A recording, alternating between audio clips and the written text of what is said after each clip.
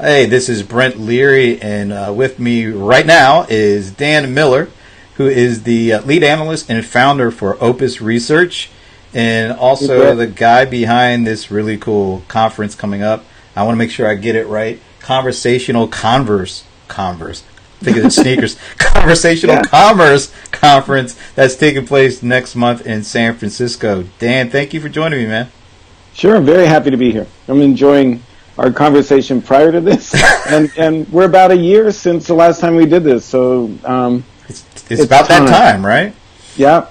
You know, one of the things that I remember from that conversation last year was the whole thing that you said about, hey, if bots take over, we only have ourselves to blame. Are we getting closer to having ourselves to blame? Yes and no. I mean, so I want to say absolutely not, and a bunch of what we'll talk about here is how devices are getting ubiquitous that do a better job of understanding, you know, what we say, what we key into our smartphones and all that sort of thing, which makes them assistants, not replacements for us. So that's what I said the throwdown was. Is that there's a lot of discussion about general artificial intelligence and its impact on every aspect of our lives. You know, you brought up our conference, and you know, working on sort of the story that you follow through when you build the agenda, and it really is one about, you know, how enterprises can implement an AI strategy. I mean, for lack of a better word, but you know, for the most part, and a lot of the questions we're fielding, you know, beyond, hey, where do I get started, is what is the long-term impact on my relationship with my customers and my relationship with my employees? And where have we heard this before? We've heard it in contact centers when any new technology is brought in, and we've seen it, you know, we call it the Conversational Commerce Conference. It's really about looking at technologies that improve conversations. so it's the customer-facing side. It's the foundation for, you know, making a better customer relationship or a better engagement model. And to get to your original question, those don't replace us, people, in any of these cases. They enhance us. So that's our theme, one of our major themes. Yeah. So one thing, because is this the second or third year you've done this particular conference? We just changed the name back to Conversational Commerce Conference. We did our first one in 2011. Wow. So that was way ahead of its time. Yeah. And then we sort of retreated and started looking at initially the impact of some of the speech processing technologies on improving customer experience. And we launched our Intelligent Assistant Conference spinning off of that, 3 years ago. So this is our seventh, but we reclaimed the name. Okay. Well, you've been early on to all of these things.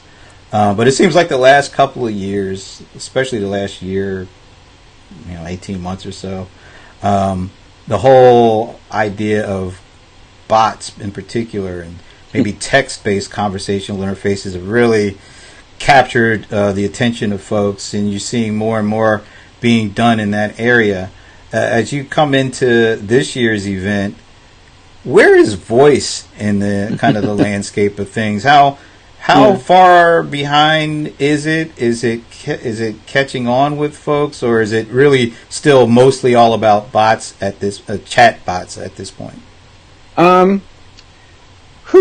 That's complex. So I've written about the parallel universe in that you don't want to measure like which modality is in front of or behind the other, because if you take a individual-centric approach, a customer-centric approach that all companies say they're aspiring towards, you're really talking about putting tools under the control of the individuals. And I bring this up in the context of, is voice better than text? Are people going to use bots as opposed to talk to their personal assistant? And and it's so obvious that it's not either or. It's a matter of convenience, and at least this is what we'll be talking through in a number of sessions is whether there's how you offer, and this is third session down, how to offer consistently correct answers to your customers or prospects at scale. And that means across all modalities. So there's just the observation that today a brand should invest in the resources that today some of them are powering they're powered by your CRM system, by your knowledge management, but by existing back office stuff to help inform live agents. That should be consistent with what would be presented by a voice-enabled IVR. It's the same information that would show up on a website, either often as a chatbot. I mean, that's where web chat is sort of the fertile gateway into offering conversational bots. In other words, you'll see a lot of quote bot platform unquote specialists come in and say, hey, give me your transcripts, give me your chat transcripts for my platform to ingest. I'll identify the major areas that people are calling about, the categories, and within that we'll know how they talk about those things, so I can build a conversational bot. At that point, do I care whether it's rendered in text or rendered in voice? Yes, because you want to respond in the appropriate modality, but wouldn't having those answers apply whether it's over a voice channel, live person to live person, over a voice channel through a speech-enabled IVR? Well, I'll tell you what the new wrinkle is, and I think we're going to start talking about this in a second. What about these smart speakers that you talk to that have moved the voice channel to be everywhere? It's in the houses that own it, the 40 million, 60 million, whatever many million houses now have their intelligent endpoints that you can talk to. That means you can't ignore voice. You can't say, oh, voice is behind or ahead of. You can say, hey, when somebody talks to my skill on Alexa or to me through Google Assistant, I want them to get a consistent and a response that I'm proud of, that is engaging and all that sort of stuff. So, since you are doing a conference called Conversational Commerce, one of the hot things that cropped up last week was this report from the folks over at The Information that they said they talked to two folks that had been briefed from Amazon about some of the kind of the numbers that are taking place when it comes to voice shopping via Alexa. And quite honestly, the numbers are pretty low. I think it was 2% of those that have these devices have actually done some kind of voice shopping, and then only 10% of those folks did it a second time. Right. So there was a lot of cackling. There's a lot of this stuff is this is just nothing to see here, folks. And I would love to get your take. I wrote something about it on my ZDNet thing, but I'd love to hear your take on it. Is it already lights out for voice shopping because of what we saw last week? Oh, absolutely not. I haven't written up my comment on this, so here's what's in my head though is I think you have to think of Jeff Bezos's master plan here for Amazon, and it and you can't think. Here again, you can't just think of voice in a vacuum or isolated or how it relates to the other modalities. I mean, there's a strategy that will bring online, offline activity.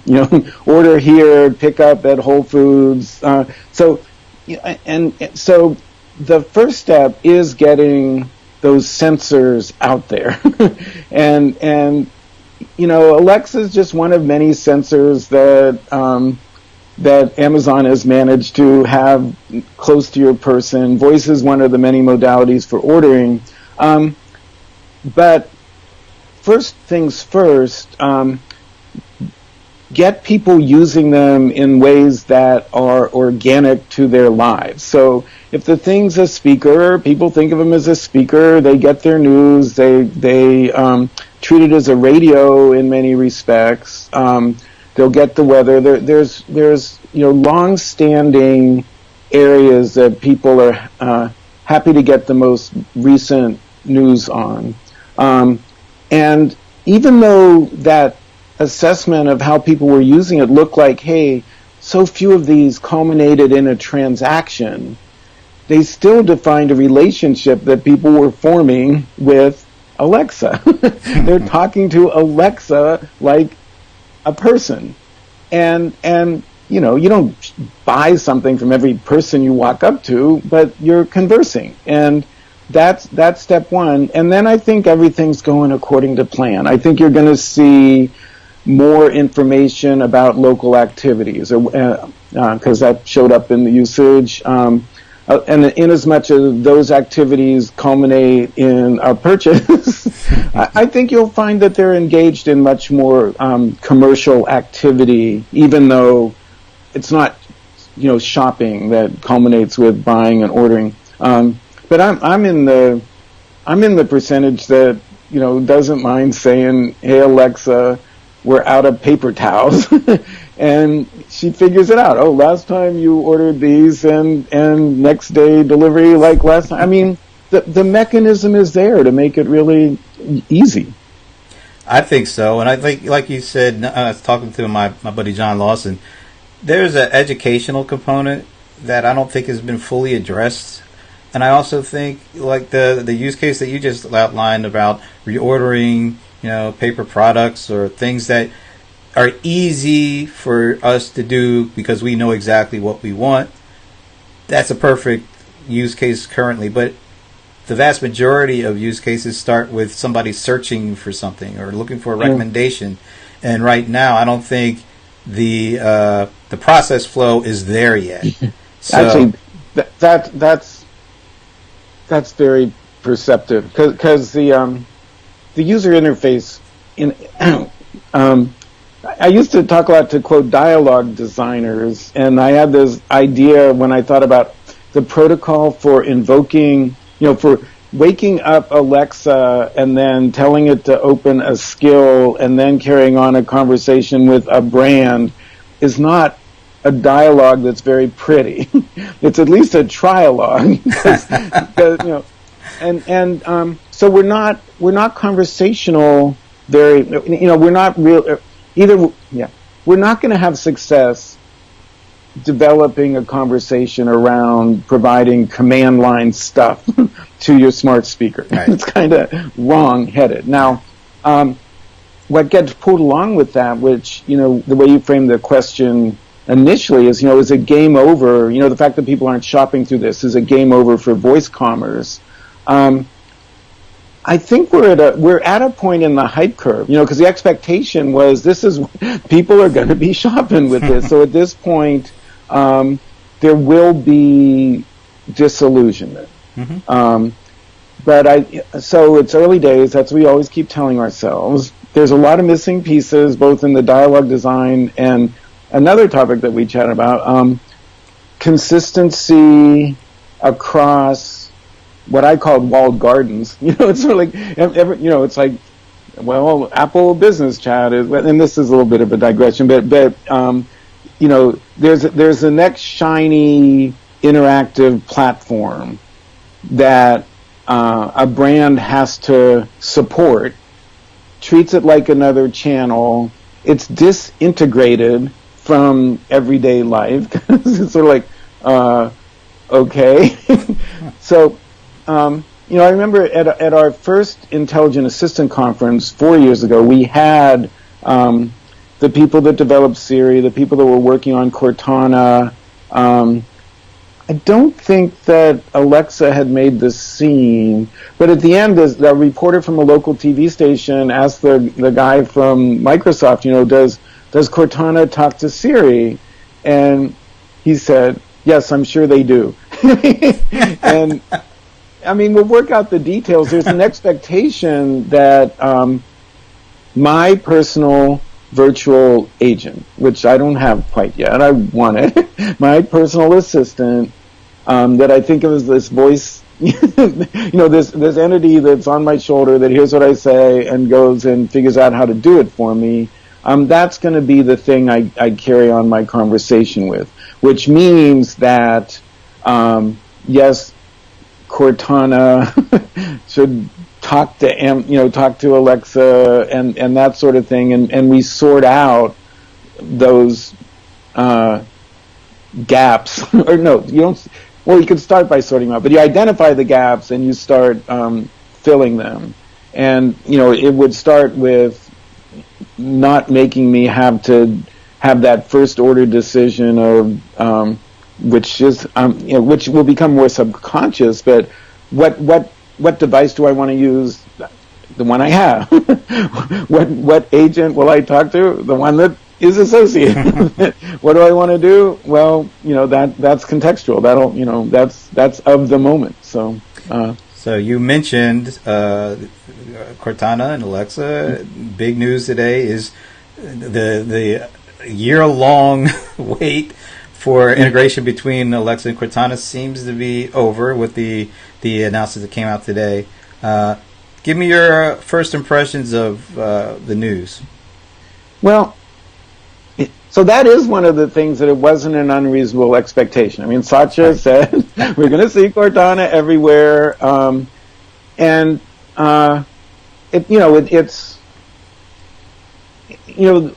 giants don't play well together. So working out the details. I just think we're going to see more and more. Watson working, behind Siri and Cortana and Lex or whatever. Amazon Bringer, just talking more elegantly, and they'll show the way. They're always, they're big, slow moving organizations. So when it gets integrated, it better work. and I think it was vital for both. If you want ubiquity, you want consistency across channels, then it's really promising that the giants kind of figure out how to talk to one another. I think there's some other really interesting things from an enterprise or brand talking to customer points of view that I also have to write up. I think Google's artificial intelligence for the contact center is in some way in a parallel universe what we're talking about here. And I was reminded by my friend Thomas Howe that it seems both backward-looking and forward-looking. I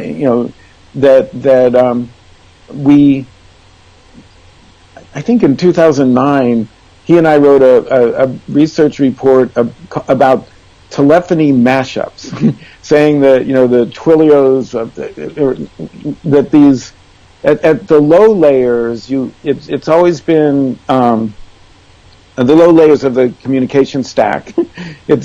It's always depended on standards so that networks can talk to one another and that sort of thing. As you move up to the application layers, then you have to get mashups, and which meant that we had to start defining APIs way back when.